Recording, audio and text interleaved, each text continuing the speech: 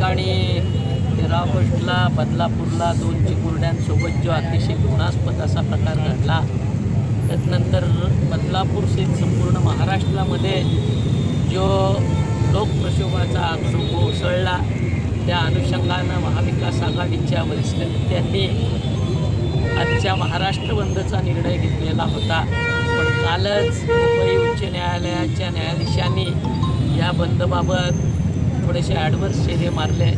हा बंद बेकायदेशीर असेल म्हणून जाहीर केलं आणि त्याची दखल घेत न्यायालयाचा आदर राखत महाविकास आघाडीच्या नेतृत्वानं आजचा बंद रद्द करून ठिकठिकाणी महाविकास आघाडीचे कार्यकर्ते, पदाधिकारी आणि सर्वसामान्य नागरिकांनी या ठिकाणी तोंडाला काळ्या पिट्टी बांधून या प्रकाराचा निषेध करावा अशा पद्धतीच्या सूचना केल्या आणि त्या अनुषंगानं आज या ठिकाणी पनवेल उरण महाविकास आघाडीच्या वतीनं आम्ही मंडळी निषेध करण्यासाठी बसलेलो आहोत। जो प्रकार घडला तो अतिशय घृणास्पद, अतिशय निंदजनक आणि खरं तर त्या प्रकाराची दखल सरकारनं आणि त्या संस्थेनं तातडीनं घेऊन या चिमुरड्यांना न्याय देण्याचा प्रयत्न करायला पाहिजे होता। पण न्याय राहिला बाजूला। त्या ठिकाणी या आंदोलनामध्ये जे सजग तरुण बदलापुराचे उतरलेले होते त्यांना अक्षरशः पोलीस गुन्हेगारासारखे नेताना आपण परवा दिवशी बघितलं। त्याचबरोबर या ठिकाणी कुठल्याही बऱ्या वाईट गोष्टीवर जनतेच्या प्रतिक्रिया या येत असतातच आणि त्या येणं अपेक्षितच आहे। अभिव्यक्ती स्वातंत्र्य हे संविधानानं, घटनेनं भारतीय नागरिकाला दिलेलं आहे। पण या प्रकरणामध्ये राज्य शासनाची, पोलीस प्रशासन असेल किंवा एकंदरच साऱ्या सरकारची नाचक्की झालेली आहे आणि त्यामुळे याचा कुठे फारसा गवगवा होऊ नये, लोकांपर्यंत हा विषय कमीत कमी जावा हा प्रयत्न सरकार या पद्धतीनं करतोय।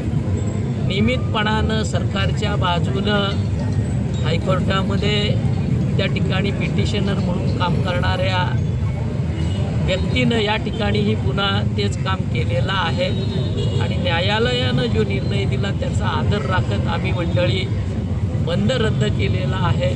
पण ज्या भावना सर्वसामान्य जनतेच्या आहेत त्या लोकांसमोर आल्या पाहिजेत या उद्देशानं आम्ही या ठिकाणी बसलो आहे।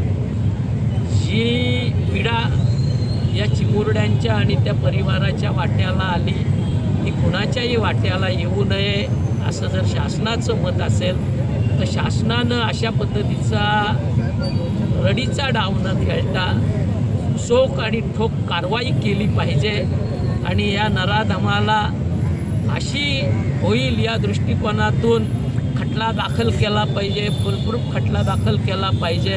हा खटला फास्ट ट्रॅकवर चालवला पाहिजे आणि फाशीची सजा मिळवून तिची अंमलबजावणी ही लवकरात लवकर केली पाहिजे। आपण बघतोय की या घटनेनंतर अकोला असेल, नाशिक असेल, पुणा असेल, मुंबई असेल अशा अनेक ठिकाणी प्रकरणं उघड होत आहेत।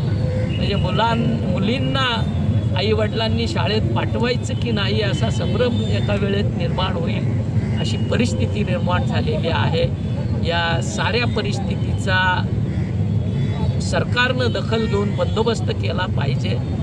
त्याऐवजी जनतेच्या भावना लोकांसमोर येणार नाही याचा बंदोबस्त करण्यात मुख्यमंत्री, गृहमंत्री आणि सरकार लागलेलं आहे। या ठिकाणी अतिशय दुर्दैवाची बाब ही आहे ज्या बदलापूर पोलीस स्टेशन ठाण्याच्या हद्दीत हा प्रकार घडला त्या पोलीस ठाण्याच्या वरिष्ठ पोलीस निरीक्षक म्हणून एक महिला अधिकारी कार्यरत आहेत। पण दुर्दैवानं त्यांनीही या ठिकाणी या चिमुरड्यांना न्याय देण्याच्या दिशेनं प्रयत्न केले नाहीत। उलटा नालायक सत्ताधाऱ्यांचे आदेश पाळत या ठिकाणी या प्रकार दडपण्याच्या दृष्टीनं गुन्हा दाखल करायला 12-12 तास पालकांना बसवण्यापर्यंत या महिला अधिकाऱ्याची मजल गेली ही गोष्ट निश्चितपणानं निंदनीय आहे। या साऱ्या प्रकरणाचा शासनाचा या प्रकरणातल्या भूमिकेचा मुरण महाविकास आघाडीच्या वतीनं सर्वसामान्य पनवेलकरांच्या वतीनं आम्ही निषेध करतो आणि भविष्याच्या कालखंडामध्ये याच्यामध्ये निश्चितपणानं बदल होऊन मुली महिला भगिनी या सुरक्षित राहिल्या पाहिजेत, त्या दृष्टीनं पावलं उचलली पाहिजेत, अशा पद्धतीची आमची धारणा आहे. तशा पद्धतीची मागणी आम्ही या ठिकाणी शासनाकडे आणि हे आपण बघितलं तर निश्चितपणानं सर्वसामान्य नागरिकाच्या सर्वसामान्य महिलेच्या मनामध्ये जी असुरक्षिततेची भावना आहे ती भावना या बॅनरद्वारे प्रकट होताना आपण बघतोय. अनेक हजारो चिमुरड्या सकाळी दररोज शाळेत जात आहेत आणि अशा पद्धतीचं वातावरण जर राहिलं आणि त्याच्यावर सरकार प्रशासन पोलीस प्रशासन अगदी निर्विकारपणे वेगळ्याच दिशेनं काम करत राहिलं तर माझ्यासारख्या कार्यकर्त्याला या ठिकाणी नमूद करावं असं वाटतं की उत्तरोत्तर अशा प्रकारामध्ये वाढ होईल. प्रकार घडला रे घडला, मुळात तो प्रकार घडू नये म्हणून काळजी घेणं अपेक्षित आहे, ते गरजेचं आहे. पण घडला तर त्या ठिकाणी तो कुठल्या पक्षाची शिक्षण संस्था आहे, कुठल्या पक्षाचा तो नराधम आहे याचा विचार न करता त्या शिक्षण संस्थेवर त्या संबंधित नराधमावर कठोरात कठोर अशी कारवाई झाली पाहिजे. तर आणि तरच